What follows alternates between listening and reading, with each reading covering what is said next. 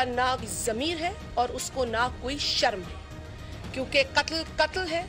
और हम चाहते हैं बहैसियत पाकिस्तानी कि अगर एक गैर मुल्क के अंदर हमारा पाकिस्तानी भाई इस तरीके से कत्ल होता है तो ये हम सब के लिए लम्हे फिक्रिया है और इसकी तहकीक सबका मुतालबा है। लेकिन जिस तरीके से पीटीआई इस पर सियासत खेल रही है ये शर्म की बात है।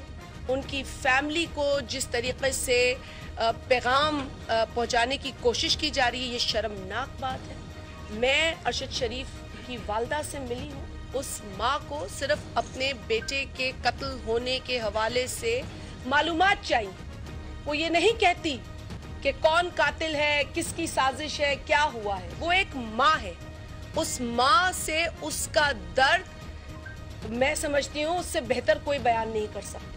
लेकिन वो मजबूत औरत है जिसने अपने बच्चे खोए हैं। पहले भी उनके एक बेटे की वफात एक एक्सीडेंट में हुई है। तो यकीनन वो माँ चाहती है इन सवालात के जवाब, लेकिन ओछे तरीके से पीटीआई की जो लीडरशिप है और उनके कुछ चंद एक चमचे हैं वो इसको दूसरी जानिब ले जा रही हैं, जो कि अफसोसनाक अमल है।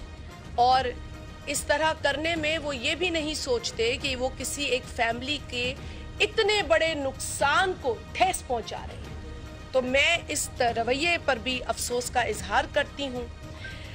इसके अलावा हम मुंतज़िर रहेंगे इस इन्वेस्टिगेशन के नताइज के हवाले से। एक खबर पाकिस्तान के लिए जो है वो खुशाइंद है कि ग्वांटानामो बे से तकरीबन 20 बरस के बाद